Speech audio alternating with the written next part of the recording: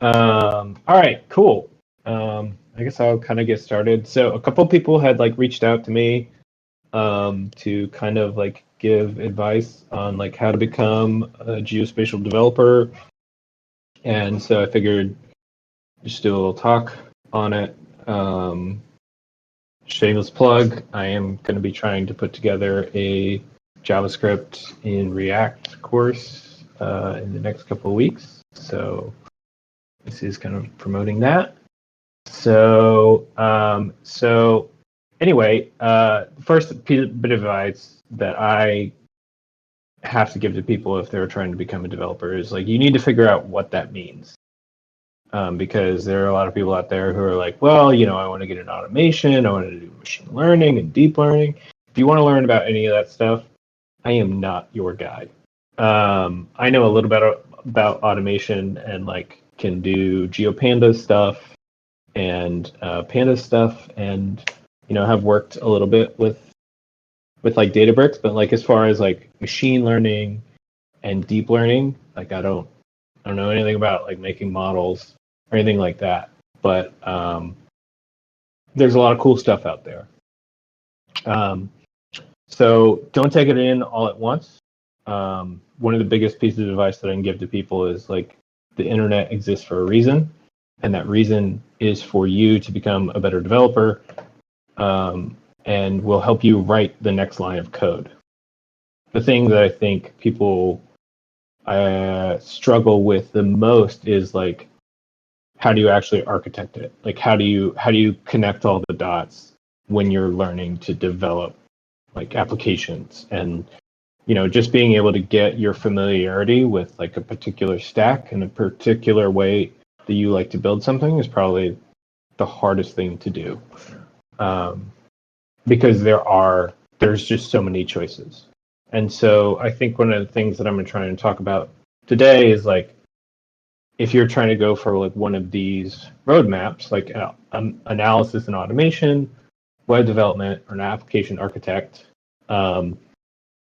I can give you avenues to go down in 2022 and some resources that help get me started. And yeah, so let's go into it. So the first thing I'm going to kind of do is like lay everything out. So if you're an automation analysis, you know, you never want to do anything manual. You always want to like automate it. You want to like set up on a schedule, blah, blah, blah. You love data, but you hate Excel. I think I've lost like 10 years on my eyeballs just like looking at Excel in full screen. And I'm never going to get those back. And now I could, you know, I just use Python, and you know, it's great. You have the dream of automating your whole job, and you like defining like those processes and workflows, and you know, believe it or not, you have to actually talk to people when you do automation analysis, because you need to figure out like what it is they actually do in order to get this done manually. And so like if you like web development, like maybe you like making maps, like you flair design, you like building visualizations, and yeah, you like coming up with user-friendly workflows.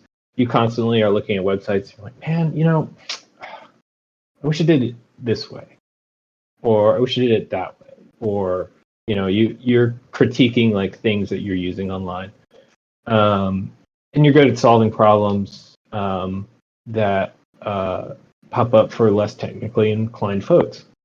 And yeah, obviously JavaScript framework and CSS skills are kind of like the main parts of that. And then application architecture, or DevOps as it's known. And so you want to work maybe more with Linux, you want to work with like some Python, some SQL, you want to be able to like work with databases, work with servers. And yeah, that's totally a career path that I didn't think was a thing. But now, honestly, it's easier than ever to get into because of all of these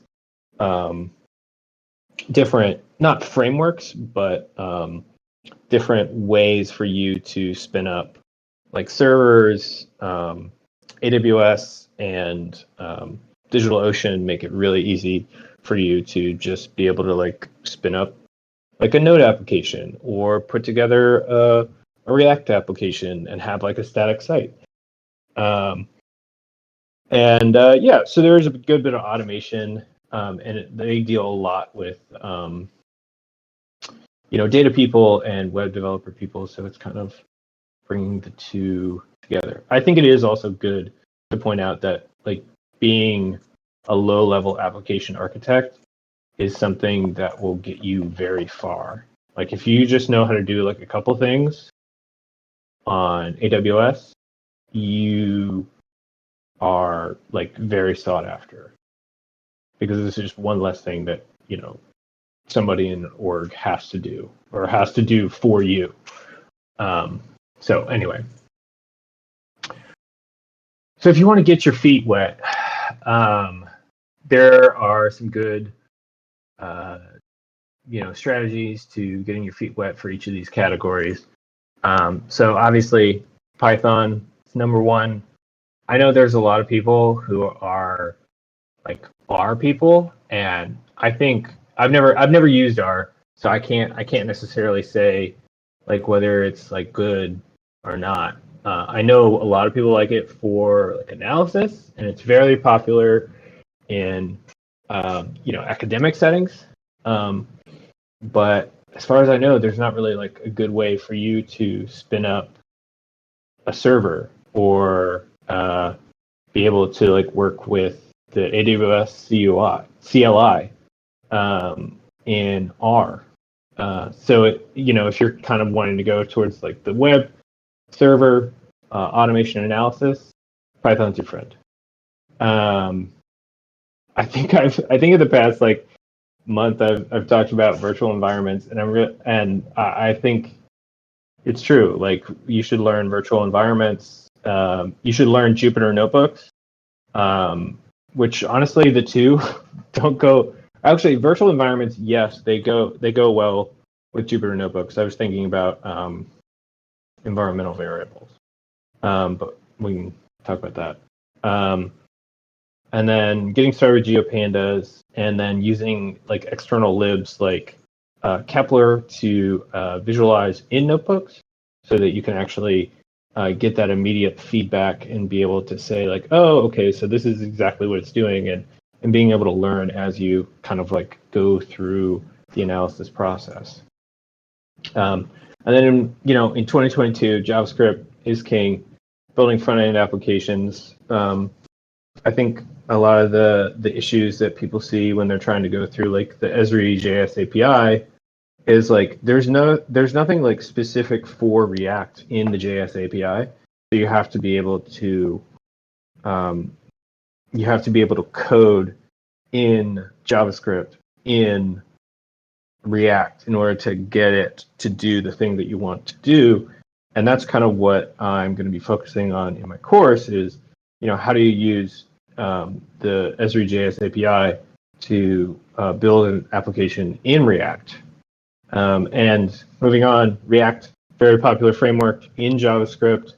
95% of jobs, not an actual statistic, look for React on your resume. But I mean, if you know Vue or if you know Svelte, like they understand like, hey, like this person has the ability to learn a framework and understand the general concepts. So that will get you far as well.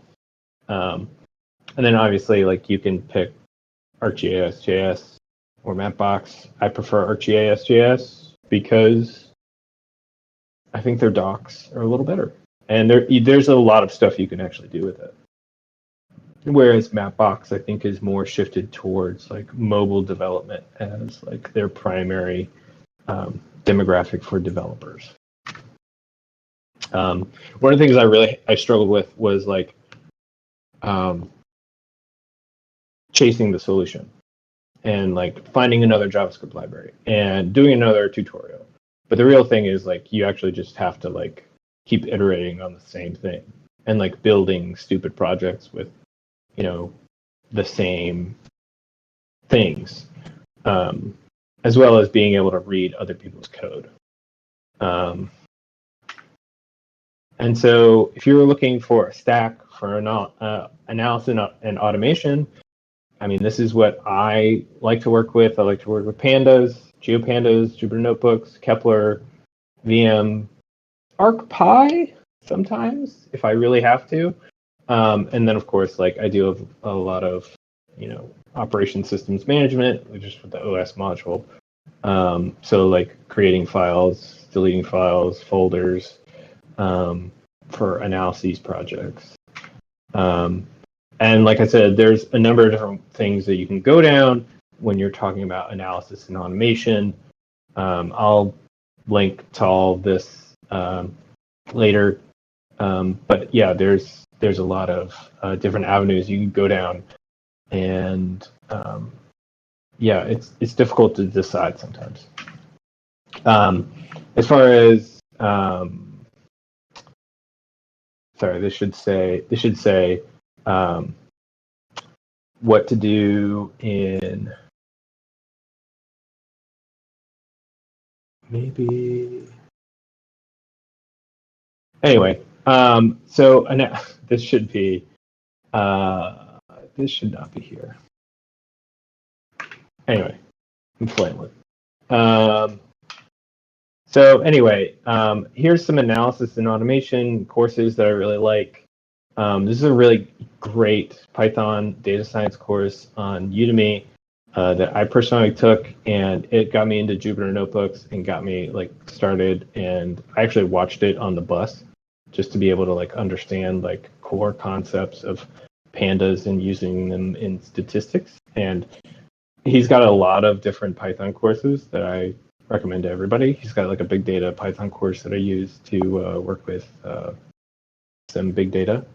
And then automate the boring stuff. I think everybody recommends that. I've never personally read it, but and then there's a GIS programming roadmap, GitHub course, and then an advanced Python for urban analytics that was recommended to me by a guy who is William Gary. I think he works for a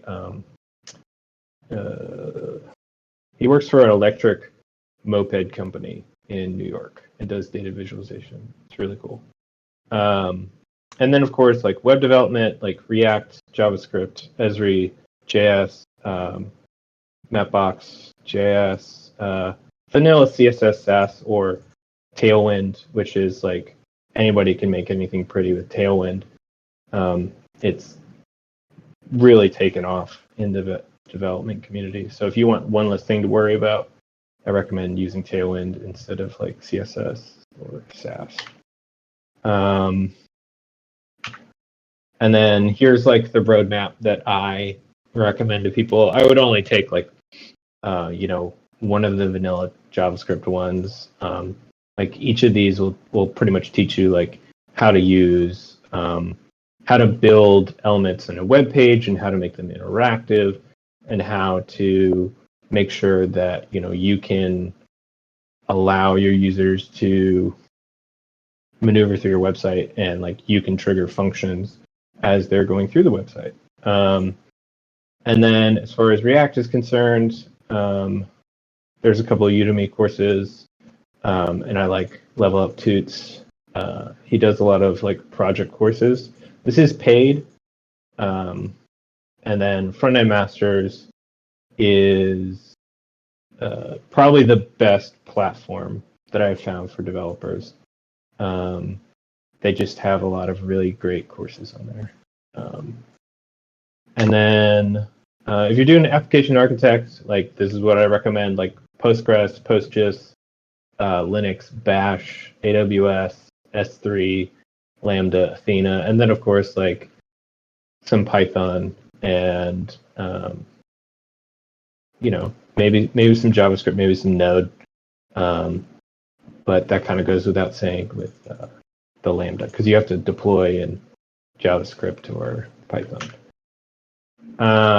Other than that, like the piece of advice I can give to people is like keep all your projects on GitHub, because the most important thing is to be able to say like I've been trying to become a developer for X amount of years, and if you can show that on GitHub in your GitHub timeline. I think that is one of the first things that employers will look for. Find a community to learn with. I learned with like 3 different people. We were all like, okay, we want to become JavaScript developers, and we met every Saturday and we went through a course, and we just kept each other motivated. So finding a community on here, I think, would be great. And then learn to be able to talk through technical processes, because you still need to be able to talk to people at the end of the day. And be okay that you're not going to know everything. You're just not. And like it's like what I said earlier, is like you just need to be able to learn how to write the next line of code. That's all you need to know. And yeah, if you want to learn more about geospatial programming, you can go to geostack.xyz and keep up with some different things that are going on. But other than that, if people have like specific questions, I can answer some specific questions.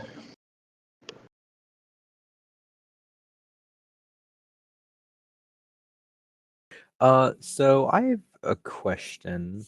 What kind of stuff, if you were putting together a portfolio, right, knowing what you know now, would you have on said portfolio?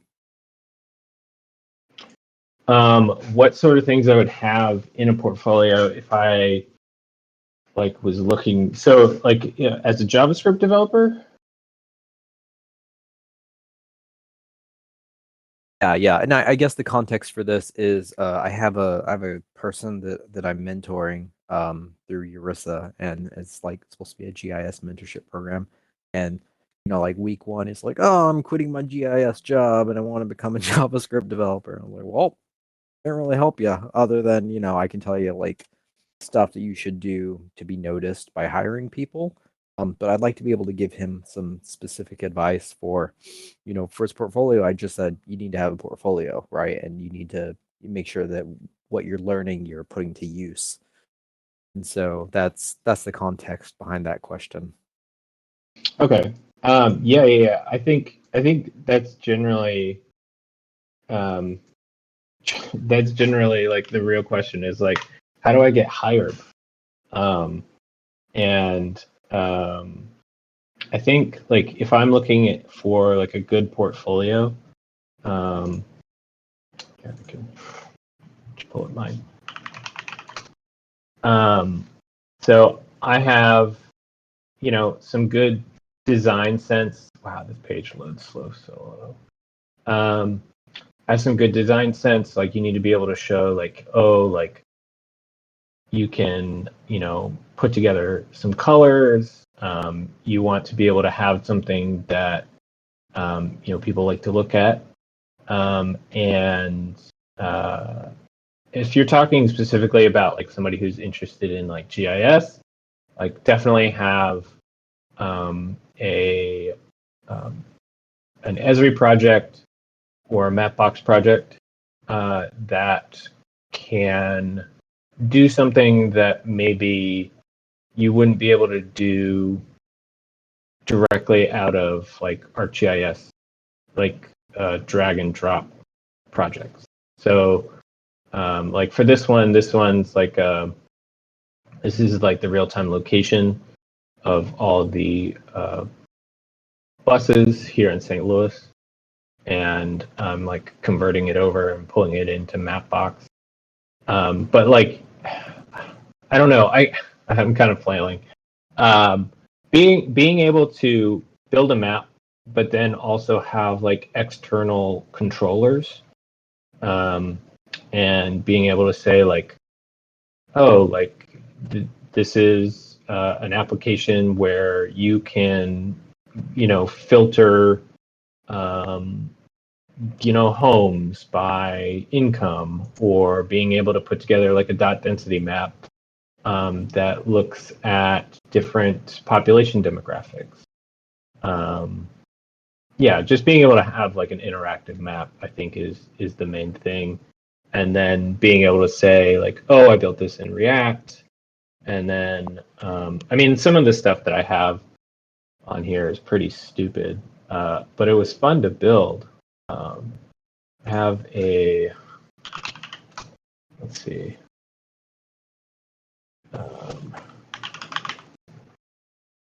I built this one. Oh, one of the other pieces of advice that I have is you should join your local Code for America brigade.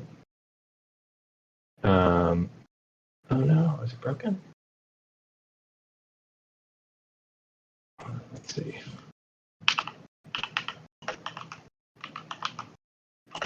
So this is one of the first applications that I put together, where we figured out the regulation of chicken coops in the city of St. Louis. And so what we did was we built an application that says like how big you want to build your chicken coop, takes in the address, and then it spits out like how many chickens you're allowed to have. So that's not where I live. I don't live there. Don't worry about that. Anyway, yeah. I hope that answered your question, Farrell. Yeah, I think so. I think that gives me something to riff off of with him. So thank you so much. I appreciate it. Yeah. Yeah, but basically, just build anything in React and use the JS API with Esri, and then be able to like point to a couple other projects that you've worked on.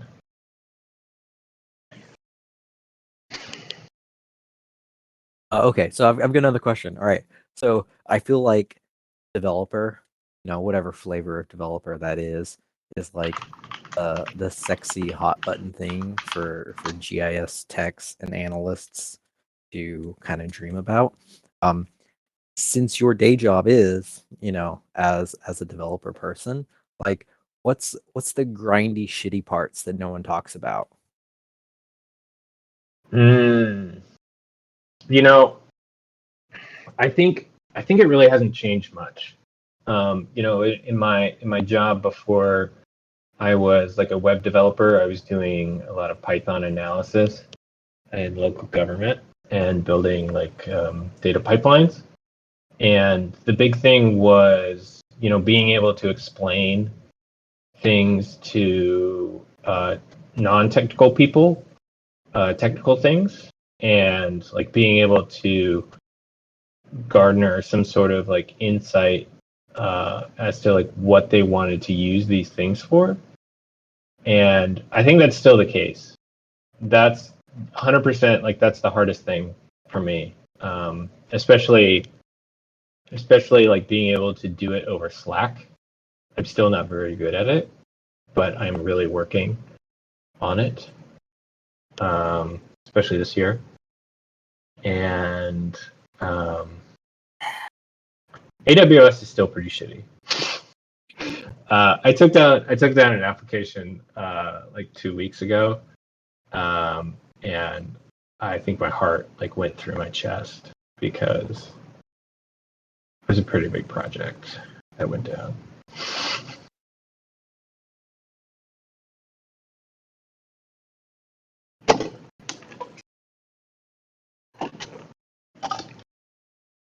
But you know what? We got it back up and running, and it was on NBC, so that was pretty cool. I have a question. Yeah. So right now, I guess I'll give you some background. Right now, I am kind of starting my GIS career as a contractor, and I haven't really done that many projects that have to do with programming and whatnot. But looking into the future, I want to go into like GIS analyst 2 or 3 positions. And is this kind of something that would be necessary to get those positions? What's that? Like developing and using programming languages to analyze GIS data. Yeah, I mean, I think the way that things are going, like if you want to become like a senior analyst or an analyst being able to code in Python and being able to, at least maneuver through Jupyter notebooks is pretty important. It's definitely more important now than it was when I started. I think because, when I started working in data, like the joke was we went from a trickle to a fire hose. And you used to be able to get away with being able to do these local government analyses like every 2-3 years. But now, like, the norm is like, well, no, we just have like a stream of data that's coming in, and so you have to be able to automate it, because as soon as you analyze it, it's already outdated. So Yeah, awesome. Yeah, that definitely answers my question. Yeah, thank you. Yeah. Yeah, and if you're like really interested, I really recommend checking out the Python courses that I have in this presentation. The Pandas one is like a really, really great introduction. It's pretty dry and it's not project based, but I mean, you literally could like take stuff out of that course and apply it to your daily job. And I think that's like that's the biggest piece of advice that I can give to people who like want to become a developer is like, if you are not a developer, you should figure out a way to develop on the current job that you have, because that's the best way to learn.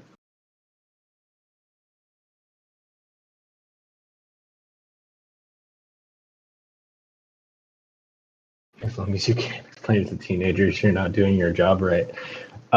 Yeah. No, I'm just listening. I'm just reading Sir's non-technical people. Yeah, that's true. If you can't explain it, like, you don't actually understand it. But I think the difficult part is being able to explain things that are like workflowy. Like, how will you bring this data into this application, and how will the user actually use it in the application is something that I struggle with, especially when I'm trying to like sell a feature or make a change to a project, because oftentimes like the client will come to us or the project manager will come to me and they will say like, well, we want to be able to copy and paste a CSV into here. And it's like, well, why wouldn't you just, upload the CSV or, connect it to a Arcgis Online portal or something like that. And yeah, oftentimes like non-technical people don't know what technical people can do very easily. Okay. Well, I don't want to hold everybody up. I'm glad that the people who came ended up coming. And if you want to reach out to me, not on live, like, feel free to do so. I'd love to be able to help people, build their careers and, find jobs. And yeah. Thanks, All right. Paul, for the presentation.